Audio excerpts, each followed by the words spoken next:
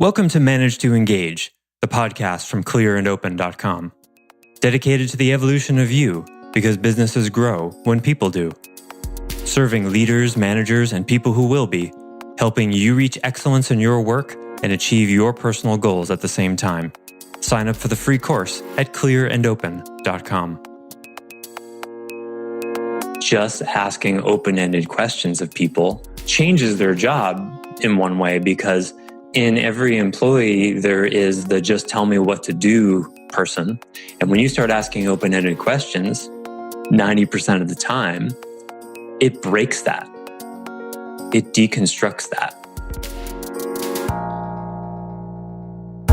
Hi, it's Joseph, and thanks for tuning in to Manage to Engage, the podcast from clearandopen.com. We discussed the Zen story of the monk 2 episodes back, which demonstrates the way your actions elicit the behavior of the people around you and the way you experience life itself. So if you just play the role of a supervisor as opposed to the manager and tell people what to do, they're going to just do what you say. Maybe. But is that really who you want working for you? Is that really how you want to behave yourself? Great managers crave people who take ownership over their job. And most people also crave that kind of agency, that empowerment in their lives and in their work. When you ask great questions, you make people think. When you make people think, they become more responsible. When they become more responsible, they do a better job. Alternatively, the supervisor path is when you tell people what to do, they become order takers and think less. When they think less, they become less responsible. When they become less responsible, they do a worse job. This is the difference between managing and supervising. Which do you want to do? I offer weekly member webcasts, online courses, and mentorship at clearandopen.com because it's my truth that, with the right tools, anyone can eliminate the people, money, and time problems holding them back in business. And I share parts of these webcasts and courses on the show because I want to help you too. If you're enjoying the show and learning from it, I'd love your feedback. If you're listening to the show on an Apple device, all you have to do is open the podcast app, view the full description of this episode, and click the link to leave a rating and review for the show. Thanks so much for listening. Let's start the show.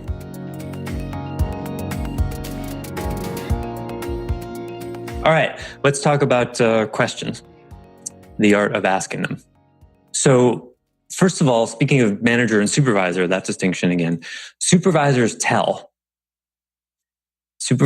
people what to do. And the really funny thing about that is how willing employees are to be told what to do. And that's a really important thing to get, because there's a sort of supervisor-employee codependence there, where employees who, like any human being, want to exert the minimal effort to get the result, do their job okay, keep their job, etc. Well, they're totally fine with the supervisor telling them what to do, because then they just do it. And if it was wrong, well, it's the supervisor's fault, isn't it? Right? They're totally off the hook. It's the best way to navigate a sort of low-level responsibility. Boss, I did what you had told me, and it blew up. Sorry about your luck. There's no responsibility there. And of course, the supervisor wants control, right? They would do it themselves because, of course, they could do it better, right? But they're busy doing a bunch of other things, so they just want to tell you what to do and then have you do it. So the problem with that is it's completely unscalable, undermines the authority of human beings, treats them like children, and causes authority projections. And probably a bunch of other stuff that I didn't even think of in that moment. It causes all of that.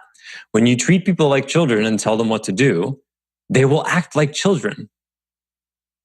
That's back to that Zen story. You elicit childish behavior even, if you just bark orders at people and just expect them to do it. Besides, it just ties them too much to you, and then they've got to come back and ask you to do the next thing, and then, a variation of that thing came up. Tell me what to do again, It's problematic. What you want as a manager is someone who owns their job. Someone who owns their job so deeply that it's like they run it like their own business inside your business or inside your department. That's what you want. And believe it or not, that's what they want to. They want to be able to impact their environment, influence how they do things. That's what employees want. All the research says it again and again and again, even though they won't ask for it. Why? Because it's easier just to be told what to do and be supervised. Okay?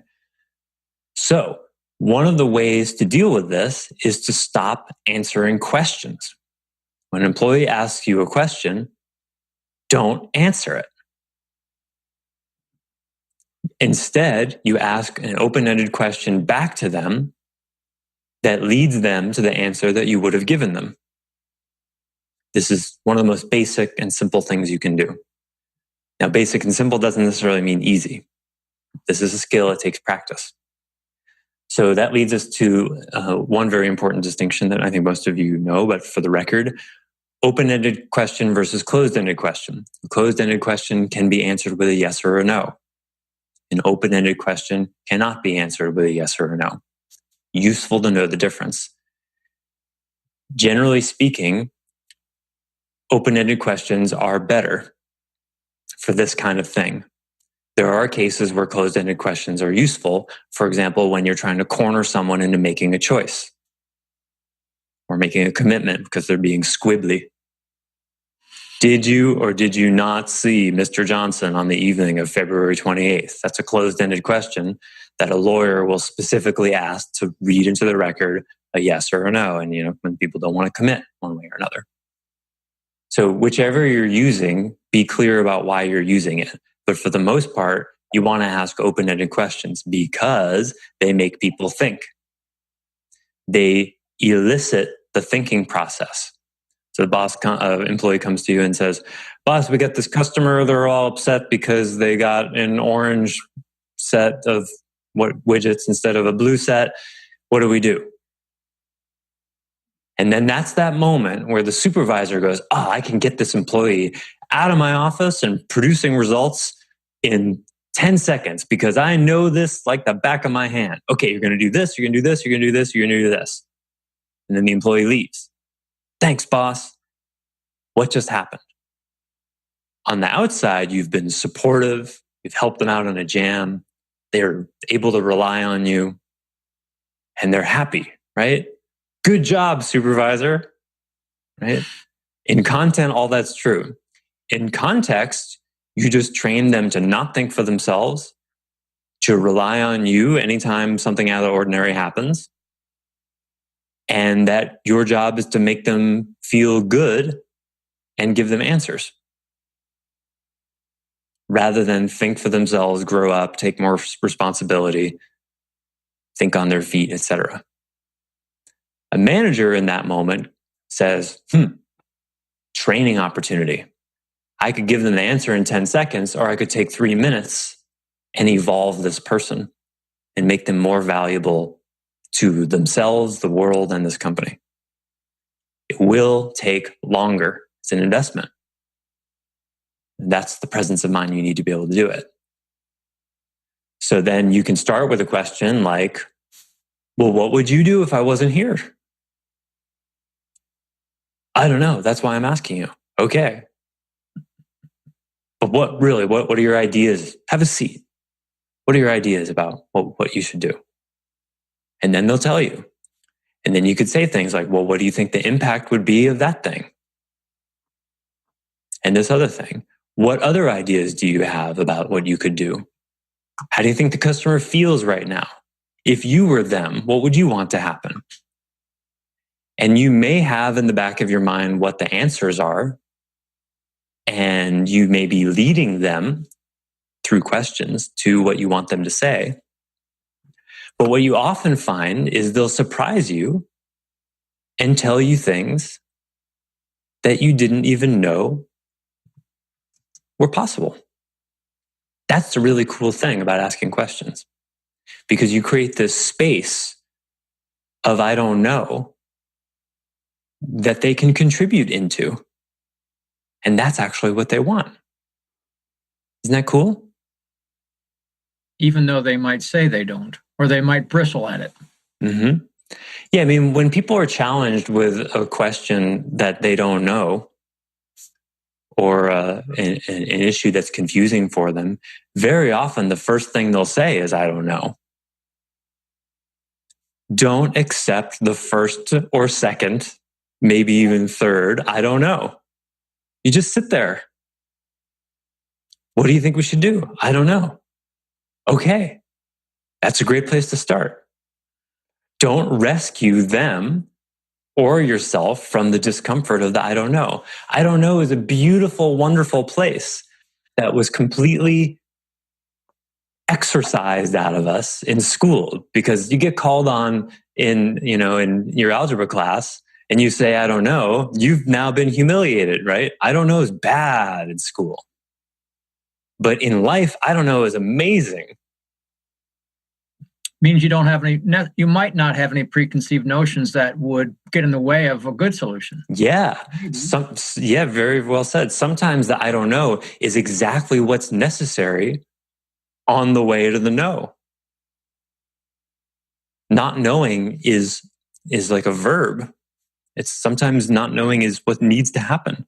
Sometimes an employee is going to come into your office and say, hey, we got this problem. This customer's all angry, and here's what I think we should do. And exactly what you need to do is say, hold on, slow down for a second, have a seat.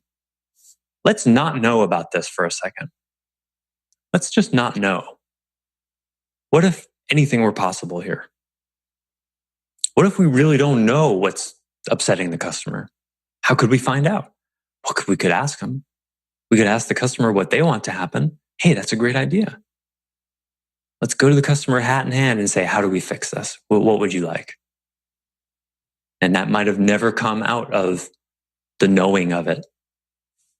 So open-ended questions and the process of learning through them is a very, very old idea. In Western culture, it goes as far back as Socrates.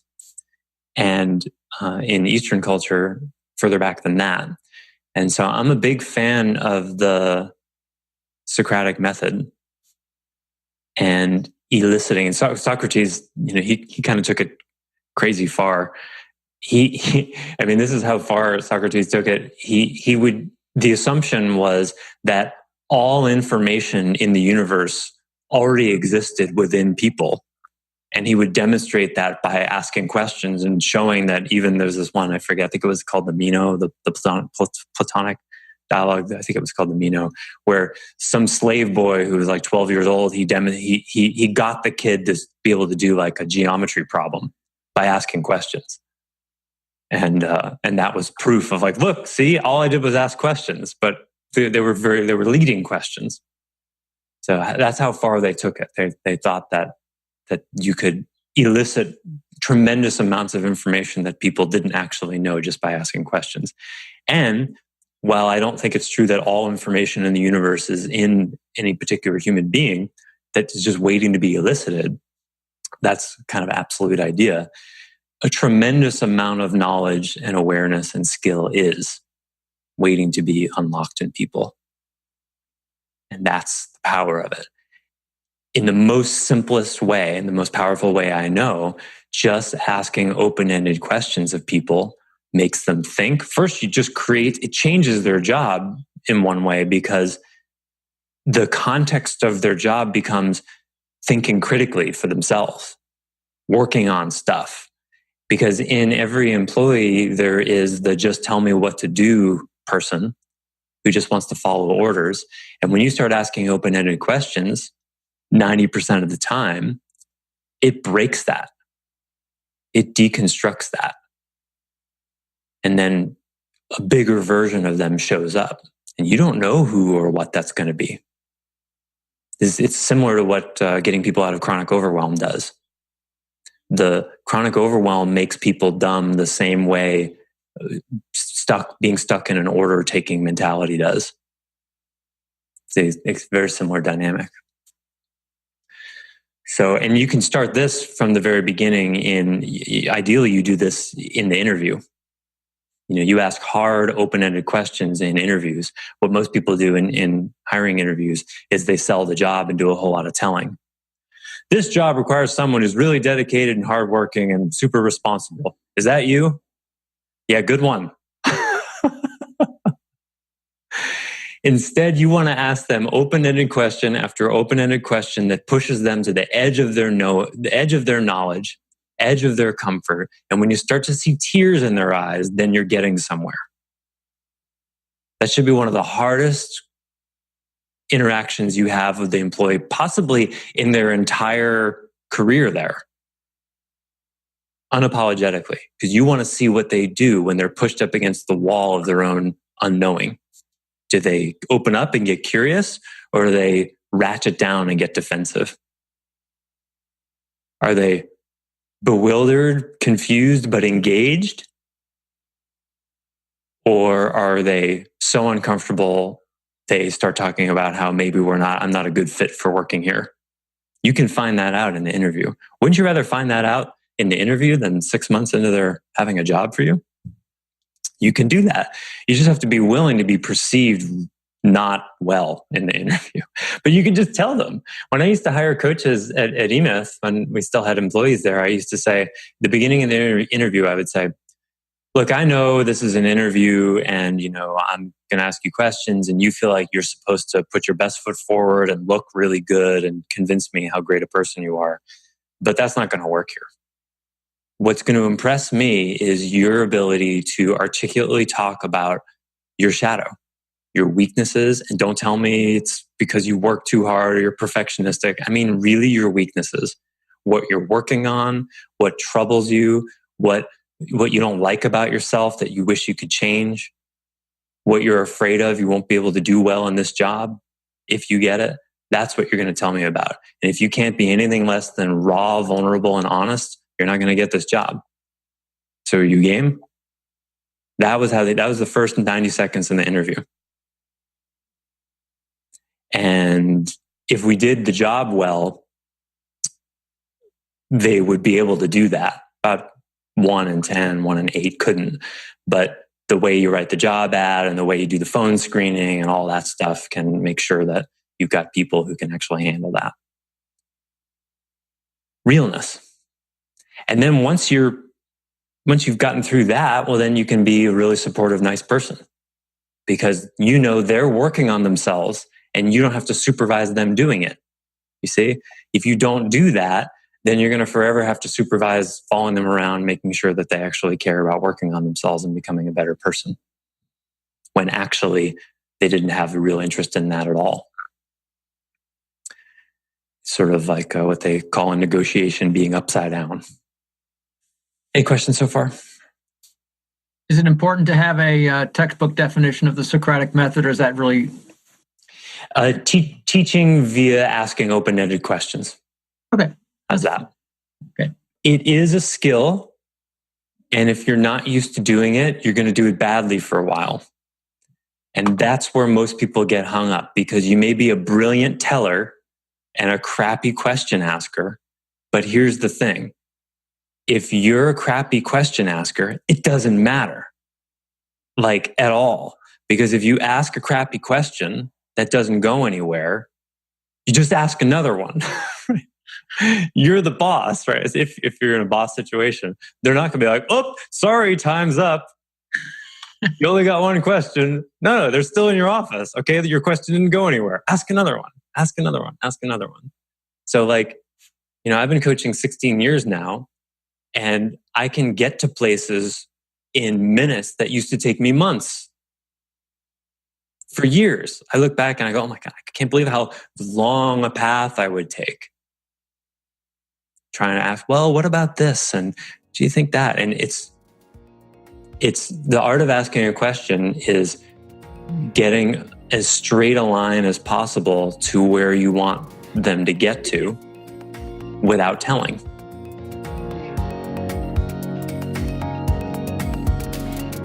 Thanks for listening to Manage to Engage, the Clear and Open podcast. Join us next week when you'll be a little bit closer to who you're destined to be. Until then, know that Clear and Open is dedicated to the evolution of you, because businesses grow when people do. If you want to help the show grow, I'd appreciate you leaving a rating and review on iTunes. All you have to do is open the Apple Podcasts app, view the full description of the episode and click the link to leave a rating and review. Or you can go to clearandopen.com/review and it will bring you to the right place. If you're looking for more support on your journey, head over to clearandopen.com for even more tools, articles, and free resources. Thanks so much for listening. Bye for now.